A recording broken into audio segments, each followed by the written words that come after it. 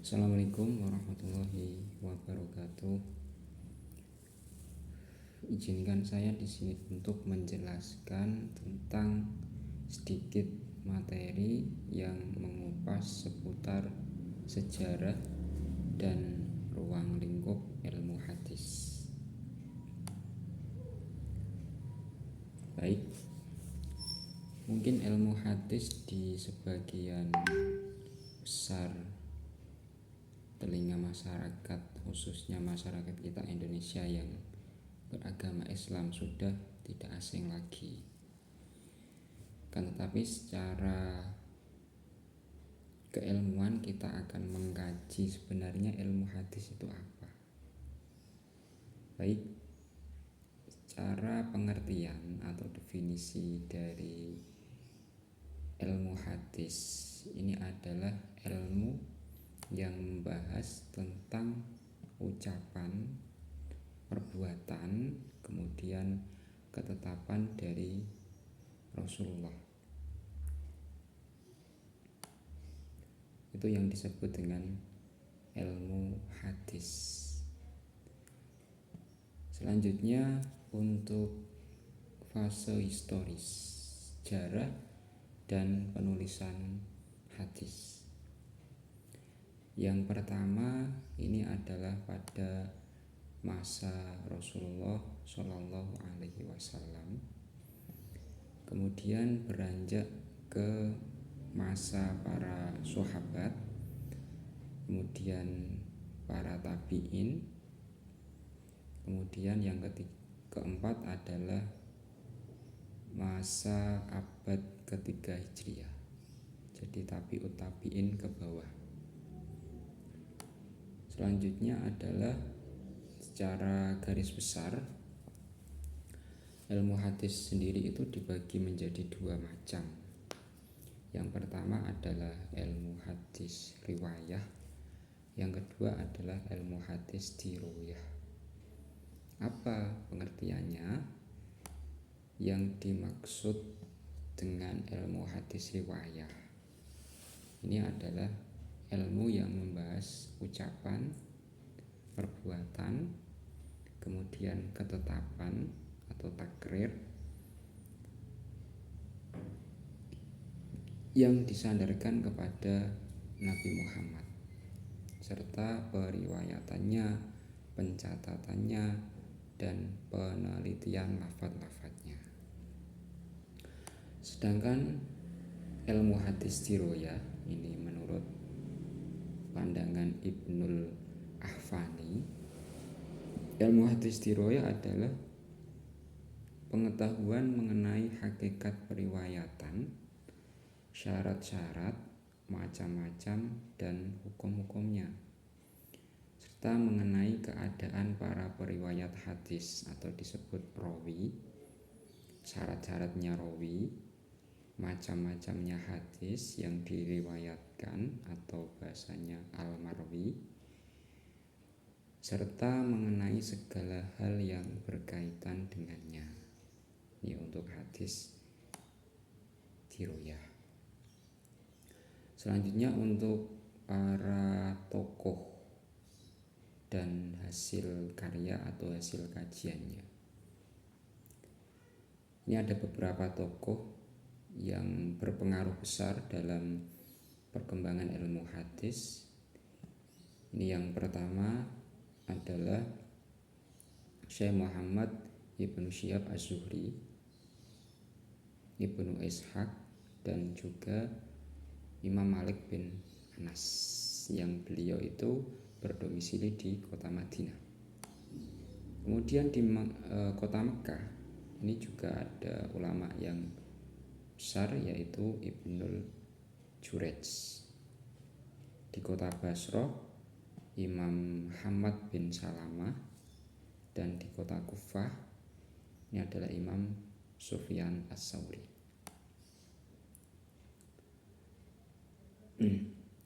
Kemudian beranjak ke muhaddis besar, jadi para tokoh yang memang berkompeten dalam bidang hadis di masa abad ketiga Hijriah. Ini ada 6. Yang pertama Mungkin yang tidak asing lagi adalah Imam Bukhari, yang terkenal dengan kitabnya Sahih Bukhari yang sering dikaji di universitas-universitas besar. Yang kedua Imam Muslim. Yang ketiga Imam Abu Dawud. Yang keempat Imam At-Tirmidzi. Yang kelima Imam Nasai. Dan yang terakhir adalah Imam Ibnu Majah. Ini adalah tokoh-tokoh besar sekaligus urutan-urutan hadis yang beliau bawa ini, apakah nanti ke ranah sahih atau ke ranah hasan atau mungkin ke ranah bawahnya. Karena hadis sendiri itu kan memang ada 3, ada hadis sahih, ada hadis hasan, dan ada hadis dhaif yang atau disebut hadis yang lemah, nggak bisa dibuat pijakan suatu hukum Islam.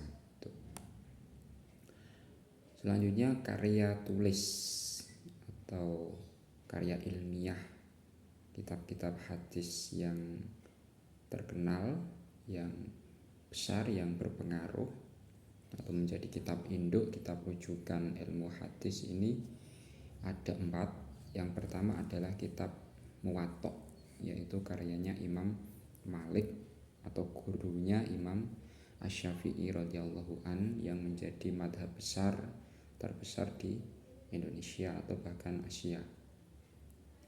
Yang kedua adalah kitab Al-Musannaf karya Imam Abdur Razak.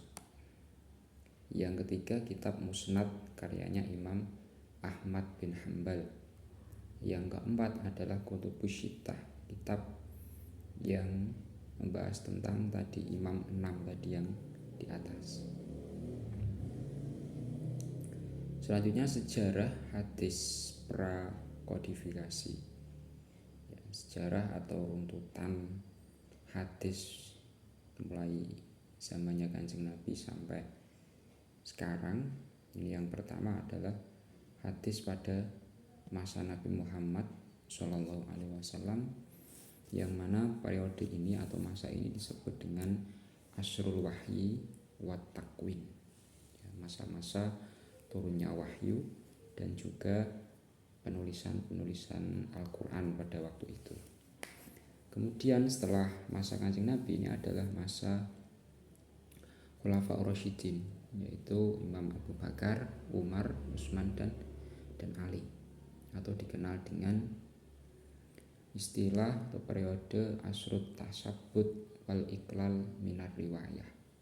Di masa-masa penetapan hadis dan juga peminimalisan tentang riwayah hadis. Jadi itu dipilah mana hadis yang memang benar-benar hadis, mana yang nantinya tergolong ke hadis maudhu atau hadis palsu.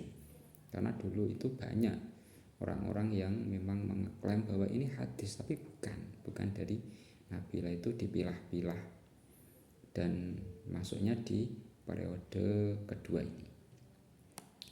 Selanjutnya di masa sahabat, tapi bukan Khulafaur Rasyidin, dan juga para tabi'in atau masa setelah sahabat. Dan periode ini disebut dengan Asrul Intishar wariwayah ilal amsor. Jadi masa-masa perkembangan pesat tentang penyebaran hadis ke seluruh pelosok. Kemudian selanjutnya adalah unsur atau komponen yang ada dalam periwayatan hadis. Jadi yang pertama ini adalah sanad. Sanad itu apa? Sanad itu adalah urutan para perawi hadis dari si A, si B, kemudian si C sampai nanti ke ujungnya yaitu kepada Rasulullah. Yang kedua matan. Matan ini adalah bisa dikatakan suatu perkataan atau inti hadisnya itu apa. Tuh. Yang ketiga adalah rawi. Rawi adalah orang yang menyampaikan atau menuliskan ke dalam suatu kitab atau yang didengar atau yang diterima dari seseorang atau dari tabi'in, bisa dari sahabat, dan nanti berujung kepada Rasulullah. Yang keempat adalah mukharij, yaitu orang yang menukilkan hadis dari suatu kitab atau musnad ke kitab lain. Jadi tugasnya itu memindah atau menukil hadis itu dari kitab atau dari musnad A ke kitab atau musnad yang lain. Kemudian selanjutnya adalah istilah-istilah yang sering digunakan dalam ilmu hadis. Yang pertama, hadis. Seperti yang sudah saya paparkan di depan, hadis itu sendiri adalah memang suatu ucapan atau perbuatan atau ketetapan. Jadi kaulun wa af'alun wa takrirun minan nabi, yaitu ucapan, kemudian perbuatan, ketetapan dari Nabi Muhammad. Yang kedua, sunnah. Apa itu sunnah? Sunnah adalah segala yang dinukilkan dari Rasulullah, baik perkataan, perbuatan maupun takrir atau pengajaran atau sifat atau perilaku atau perjalanan Nabi sebelum diangkat menjadi Rasul ya, atau sesudahnya. Jadi sifat dari sunnah ini lebih kompleks, lebih mencakup, lebih global daripada hadis. Yang ketiga, khobar. Khobar itu adalah hadis itu berasal dari Nabi. Sedangkan kalau khobar itu adalah selain dari Nabi, bisa dari sahabat, bisa dari tabi'in atau dari tabi'ut tabi'in atau bahkan dari kita. Itu bisa dikatakan khobar. Atau bahasa Indonesianya adalah berita. Berita itu yang enggak fokus ke Kanjeng Nabi, bisa siapa saja gitu. Yang terakhir adalah athar, yaitu sesuatu yang disandarkan kepada para sahabat dan tabi'in, baik berupa perkataan maupun perbuatan. Nah, asar ini lebih khusus daripada khobar ya. Tapi asar ini khusus masuknya ke sahabat atau tabi'in. Misalkan sahabat Abu Bakar berkata seperti ini, kemudian ada yang menyampaikan. Nah, ini namanya asar. Yang terakhir seputar tentang cabang dari ilmu hadis atau far'u dari ilmu hadis. Ini ada 10 ya, ada banyak. Yang pertama adalah ilmu rijalul hadis. Yang kedua ilmu jahar wa ta'dil, ilmu jurhu wa ta'dil. Yang ketiga ilmu fanil mubhamat. Yang keempat ilmu illalul hadis. Yang kelima ilmu gharibul hadis. Yang keenam ilmu nasih wal mansukh. Yang ketujuh ilmu talfiqul hadis. Yang kedelapan ilmu tashif wa tahrif. Yang kesembilan ilmu asbabul wurud. Yang ke-10 atau yang terakhir adalah ilmu mustalahul hadis. Itu adalah tadi yang saya paparkan seputar sejarah dan ruang lingkup ilmu hadis. Mungkin itu sedikit yang bisa saya paparkan. Kurang lebihnya mohon maaf. Akhirul kalam. Assalamualaikum warahmatullahi wabarakatuh.